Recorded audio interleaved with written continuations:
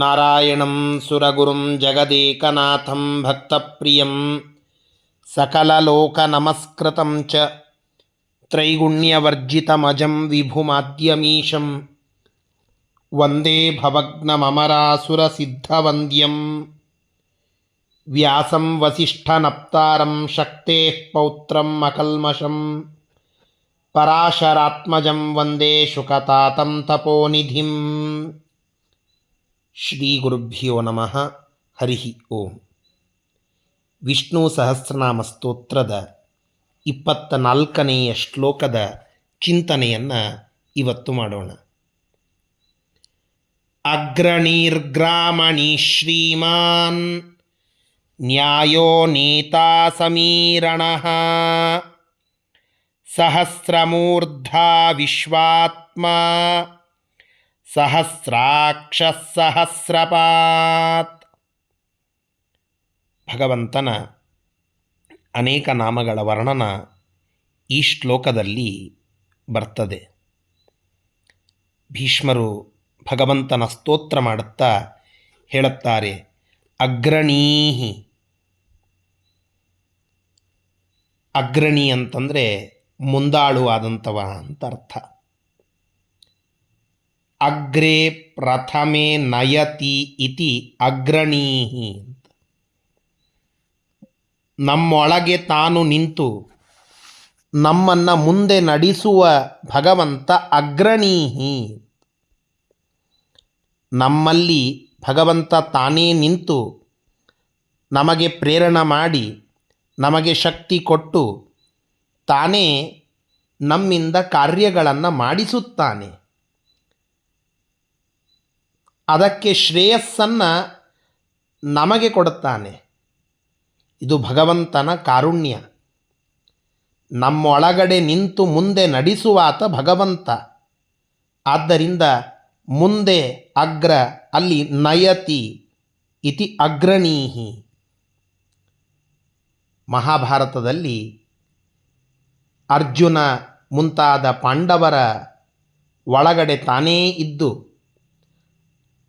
ಅವರನ್ನು ಪ್ರೇರಣೆ ಮಾಡುತ್ತಾ ಅವರಿಂದ ಸಕಲ ಸಾಧನಗಳನ್ನು ಮಾಡಿಸಿ ಅವರು ಧರ್ಮಕ್ಕೆ ಜಯ ತರುವಂತೆ, ಆ ಜಯದ ಶ್ರೇಯಸ್ಸನ್ನು ಪಡೆಯುವಂತೆ ಮಾಡಿದ್ದು ಭಗವಂತ. ಆದ್ದರಿಂದ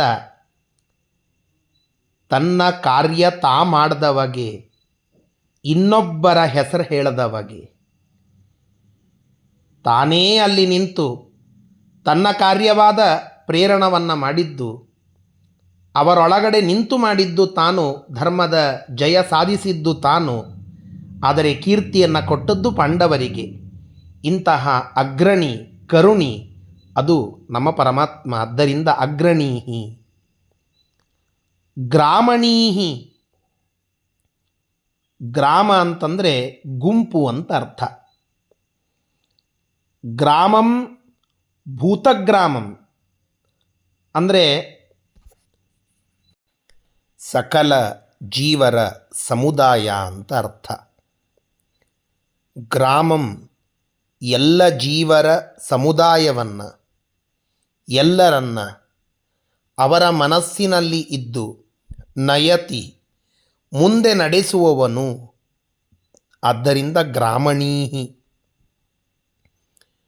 ಭಗವಂತ ಅಗ್ರಣೀ, ಮುಂದೆ ನಡೆಸುತ್ತಾನೆ. ಗ್ರಾಮಣೀಹಿ, ಎಲ್ಲ ಸಮುದಾಯಗಳ ನೇತಾ ಆಗಿ ಅವರನ್ನು ಮುಂದೆ ನಡೆಸ್ತಾನೆ. ಆದ್ದರಿಂದ ಭಗವಂತ ಗ್ರಾಮಣೀಹಿ. ಶ್ರೀಮಾನ್, ಯಾವತ್ತಿಗೂ ಭಗವಂತನ ವಕ್ಷಸ್ಥಲದಲ್ಲಿ ಶ್ರೀ ಲಕ್ಷ್ಮೀದೇವಿ ಇದ್ದೇ ಇದ್ದಾಳೆ. ಭಗವಂತನ ಜೊತೆಗೆ ಯಾವತ್ತಿಗೂ ಲಕ್ಷ್ಮೀದೇವಿಯ ವಾಸ. ಆದ್ದರಿಂದ ನಿತ್ಯ ಲಕ್ಷ್ಮೀದೇವಿಯ ಜೊತೆಗೆ ಇರುವವನು, ಅರ್ಥಾತ್ ಲಕ್ಷ್ಮೀದೇವಿಗೆ ತನ್ನ ಹೃದಯದಲ್ಲಿ ಸ್ಥಾನ ಕೊಟ್ಟವನು ಅನ್ನುವ ಅರ್ಥದಲ್ಲಿ ಶ್ರೀಮಾನ್. ನ್ಯಾಯ, ಪರಮಾತ್ಮ ನ್ಯಾಯ ಅಂತ ಅನ್ನಿಸಿಕೊಂಡಿದ್ದಾನೆ. ನ್ಯಾಯ ಎಂಬುವ ವಿಷಯದಲ್ಲಿ, ನೀತಿ, ನ್ಯಾಯ, ನೈತಿಕತೆ ಈ ವಿಷಯಗಳಲ್ಲಿ ಸದಾಕಾಲ ಭಗವಂತ ತಾನೇ ಇದ್ದು ಅದಕ್ಕೊಂದು ಮಹತ್ವ ಕೊಡುತ್ತಾನೆ. ಆದ್ದರಿಂದ ಭಗವಂತನಿಗೆ ನ್ಯಾಯ ಅಂತ ಹೆಸರು. ಇನ್ನೊಂದು ನೀ ಪ್ಲಸ್ ಆಯ ನ್ಯಾಯ ಅಂತ ಸಂಧಿಯಾಗಿದೆ. ನೀ ನಿತರಾಂ ಯಾವಾಗಲೂ, ಆಯ ಲಾಭ. ಭಗವಂತನಿಗೆ ನಷ್ಟ ಅಂತನ್ನೋದು ಎಂದೂ ಇಲ್ಲ. ನಿತರಾಂ ಆಯ, ಯಾವತ್ತಿಗೂ ಲಾಭವೇ. ಭಗವಂತನ ಸ್ಮರಣ ಮಾಡಿದಂಥವರಿಗೇನೇ ಯಾವತ್ತಿಗೂ ಲಾಭ. ಸ್ವತಃ ಭಗವಂತನಿಗೆ ನಷ್ಟ ಎಲ್ಲಿಯ ಮಾತು? ಭಗವಂತನ ವಿಚಾರಗಳಲ್ಲಿ ಎಂದೂ ನಷ್ಟ ಇಲ್ಲ. ಅವನ ಸ್ಮರಣೆಯಲ್ಲಿ ಎಂದೂ ಅಪಜಯ ಅನ್ನುವಂತಹದ್ದಿಲ್ಲ. ನಷ್ಟ ಅಲಾಭ ಎನ್ನುವಂತಹದ್ದಿಲ್ಲ.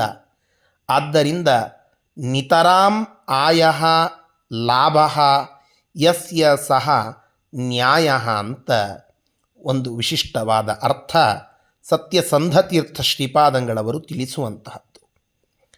ನೇತ, ನೇತ ಅಂದರೆ ಸರಿಯಾದ ಕ್ರಮದಲ್ಲಿ ತನ್ನನ್ನು ನಂಬಿದ ಜನರನ್ನು ಕರೆದುಕೊಂಡು ಹೋಗುವವನು ಅಂತ, ನೇತಾರನಾದಂಥವನು, ಲೀಡರ್ ಅಂತ ಕರಿತೇವೆ. ಸಕಲ ಜೀವರನ್ನು ಅವರ ಯೋಗ್ಯವಾದ ಫಲಗಳನ್ನು ಕೊಟ್ಟು ನಿಯಮನ ಮಾಡುವವನು. ಪುಣ್ಯೇನ ಪುಣ್ಯಂ ಲೋಕಂ ನಯತಿ ಪಾಪೇನ ಪಾಪಂ ಅಂತ ಶ್ರುತಿ ಹೇಳುತ್ತದೆ. ಅದರಂತೆ ಅವರು ಮಾಡಿದ ಪುಣ್ಯಕ್ಕೆ ಪುಣ್ಯಲೋಕವನ್ನು, ಪಾಪಗಳಿಗೆ ಪಾಪಲೋಕಗಳನ್ನು, ಅರ್ಥಾತ್ ಅದಕ್ಕೆ ಯೋಗ್ಯವಾದ ಫಲವನ್ನು ಕೊಟ್ಟು ಅವನನ್ನು ನಿಯಮನ ಮಾಡುವ ಲೀಡರ್ ಭಗವಂತ. ಆದ್ದರಿಂದ ನೇತ ಅಂತ ಭಗವಂತನನ್ನು ಕರೀತಾರೆ. ಸಮೀರಣ, ಸಮೀರ ಅನ್ನೋದಕ್ಕೆ ವಾಯುದೇವರು ಅಂತ ಅರ್ಥ.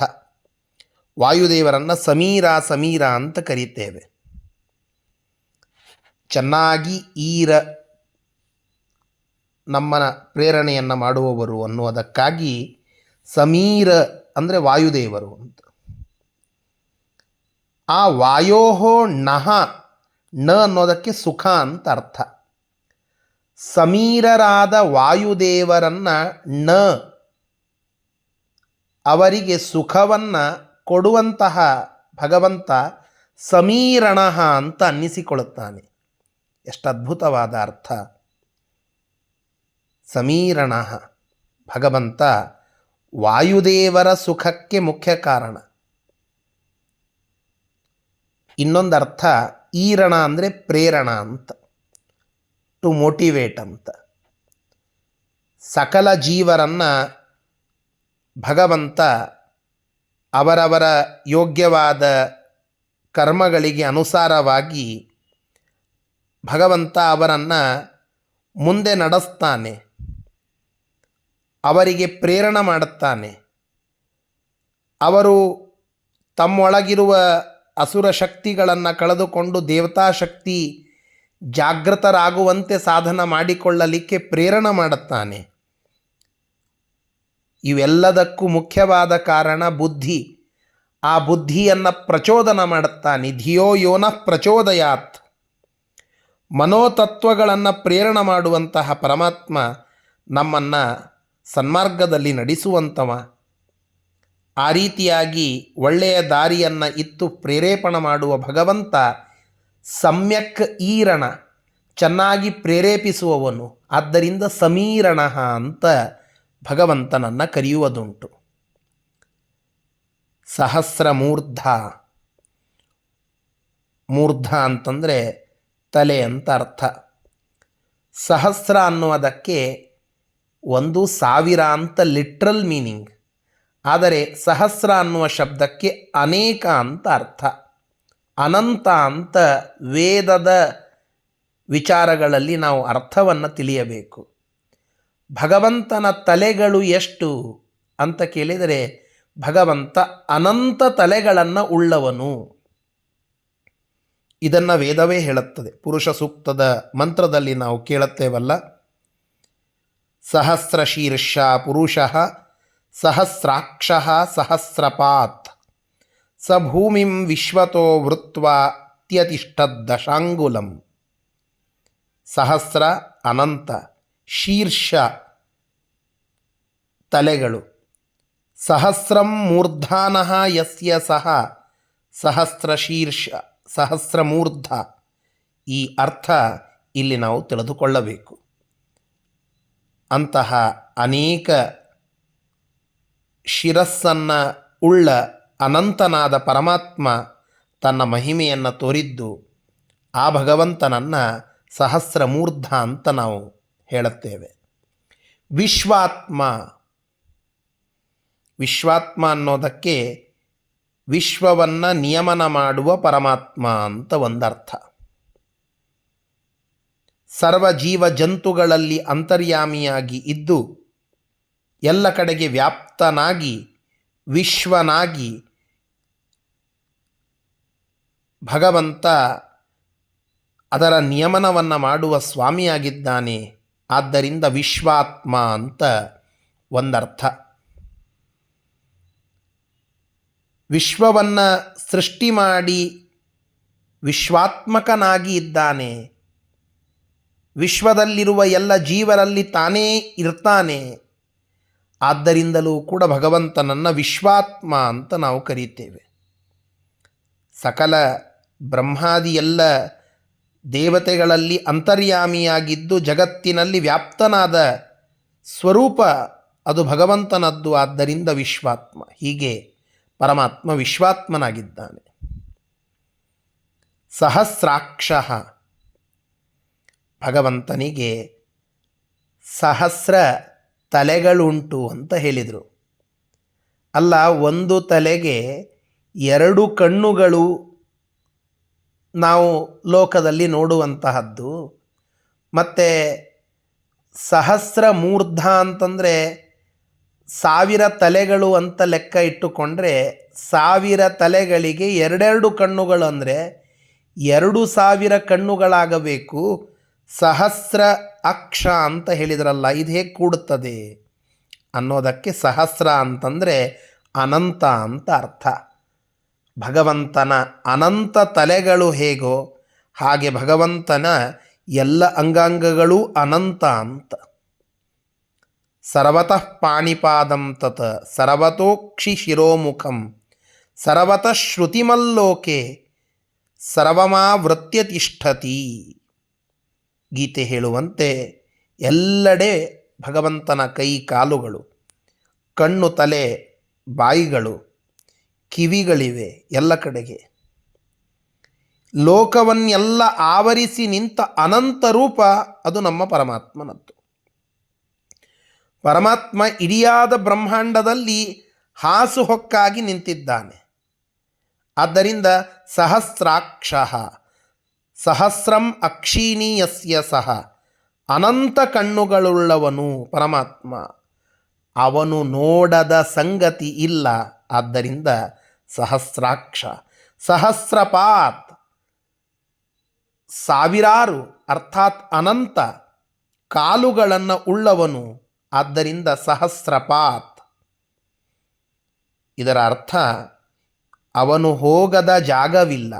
ನಾನು ಯಾವುದೋ ಜಾಗವನ್ನು ಪರಮಾತ್ಮ ನೋಡದ ಜಾಗವನ್ನು ನೋಡುತ್ತೇನೆ ಅಂತಂದರೆ ಅದು ಸಾಧ್ಯವೇ ಇಲ್ಲ. ಅದು ಅವನ ಸೃಷ್ಟಿ. ಅವನು ನೋಡದ ಜಾಗ ಅಂತ ಇಲ್ಲವೇ ಇಲ್ಲ. ಅವನು ನಡೆಯದ ಜಾಗ ಅಂತ ಇಲ್ಲವೇ ಇಲ್ಲ. ಆದ್ದರಿಂದ ಸಹಸ್ರಾಕ್ಷಃ ಪರಮಾತ್ಮ, ಸಹಸ್ರಪಾತ್ ಪರಮಾತ್ಮ. ಹೀಗೆ ಅಗ್ರಣಿ, ಗ್ರಾಮಣಿ, ಶ್ರೀಮಾನ್, ನ್ಯಾಯ, ನೇತಾ, ಸಮೀರಣ, ಸಹಸ್ರಮೂರ್ಧ, ವಿಶ್ವಾತ್ಮ, ಸಹಸ್ರಾಕ್ಷ, ಸಹಸ್ರಪಾತ್ ಎಂಬ 10 ನಾಮಗಳು ಪರಮಾತ್ಮನ ಗುಣಕೀರ್ತನೆಯನ್ನು ಮಾಡುವಂತಹದ್ದು. ಶ್ರೀಕೃಷ್ಣಾರ್ಪಣಮಸ್ತು. ಹರಯೇ ನಮಃ.